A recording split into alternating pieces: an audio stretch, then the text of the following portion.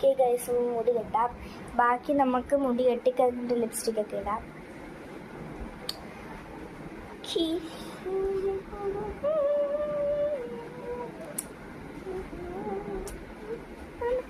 Okay, അടുത്തത് നമ്മൾ കെട്ടുന്ന ഹാഫ് പോണിറ്റെയിലാണ് ഗൈസ്.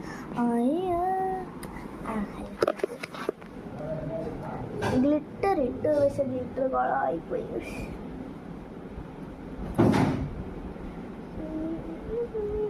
ഗ്ലിറ്റർ നമുക്ക് കുറച്ച് ബ്ലഷ് ഇടാം. Blush last ഇടല്ലേ.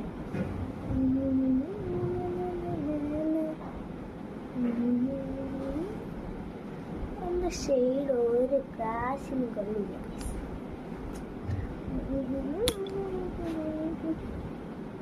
ഈ ഷെയ്ഡ് ഇടായിരുന്നു.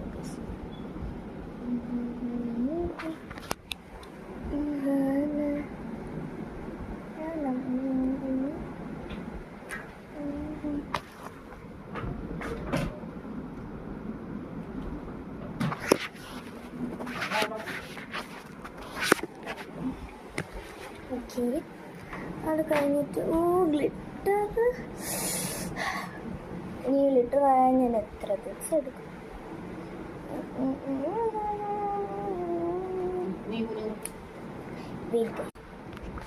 ഗൈസ്, ഞാൻ മുടിയൊന്ന് ഇതാക്കി ഗ്ലുമാക്കി. അതിൻ്റെ അവസ്ഥയാണ് ഗൈസ്. അമ്മ ആ ചീപ്പൊന്ന് കാണിച്ചമ്മേ. ഇതാണ് ചീപ്പ്. പക്ഷേ ഞാൻ വിചാരിച്ച് ഈ ചീപ്പും ഹെയർ ഡ്രയറും വേണം, അപ്പം ഇത് മുടി സ്ട്രെയിറ്റ് ആക്കാൻ പറ്റുമെന്ന്. പക്ഷേ എനിക്ക് ഹെയർ ഡ്രയർ സിറവോ അത് ലാസ്റ്റ് കേൾക്കാം. പിന്നെ വേറൊരു പ്രൊഡക്റ്റ് ഉണ്ട് ഗൈസ്, സിറം. അത് ഞാൻ താഴെ ഞാൻ വ്യൂ പ്രൊഡക്റ്റ് ടാഗ് ചെയ്തേക്കാം. പിന്നെ ആ സൺസ്ക്രീന്, മറ്റേ പീൽ ഓഫ് മാസ്ക്, അതൊക്കെ ഞാൻ ടാഗ് ചെയ്തേക്കാം. അത് പർപ്പിളിൽ, ആമസോണിൽ, മീഷോ അതിലെല്ലാം അവൈലബിൾ ആണ്. ഉടക്കുന്നുണ്ട് ഗൈസ്, ശരിക്കുള്ളൂ ഉടക്കൾ. എന്നാൽ കുളിച്ചിട്ട് ഉടക്കളഞ്ഞാൽ മതി. ഞാൻ പിന്നെ കുറച്ച് ദിവസം കഴിയുമ്പോഴത്തേക്കും ഞാൻ നിങ്ങൾക്ക് ഒരു ഐഡിയ പറഞ്ഞുതരാം.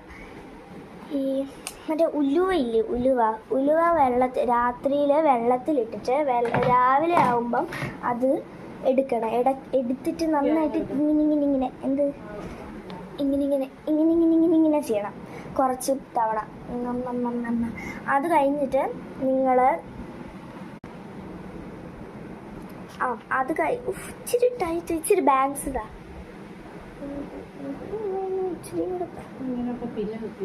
വേണ്ട